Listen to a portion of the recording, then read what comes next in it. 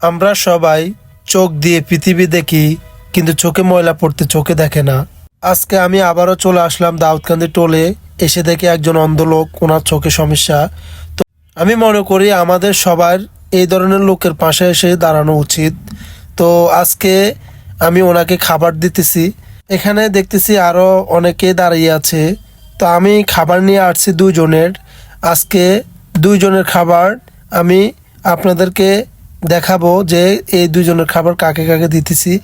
দেখেন, একটা মেয়ে তার ভাই নাকি বোন হবে কোলে নিয়ে দাঁড়িয়ে আছে 5 মাসের একটা বাচ্চাকে নিয়ে। তো তাকেও খাবারটা দিলাম। সে বলতেছে, মামা আপনি অনেক ভালো কাজ করেন, আপনি সবসময় আমাদেরকে খাবার দেন, গাড়িটা কি আপনার? তা আমি তাকে বলছি গাড়িটা যেহেতু এখন আমি চালাচ্ছি, গাড়িটা আমার। আবার অনেকেই বলে যে ফেমাস রিপন ভাই আপনি শুধু লাল সবুজ নিয়ে ভিডিও বানান কেন? লাল সবুজ নিয়ে ভিডিও বানাবো না, আমি কি নিয়ে ভিডিও বানাবো? কারণ লাল সবুজের গাড়ি চালায় আমার ফ্যামিলি, চালায় আমি চলি, আমার পুরো সংসার চলে।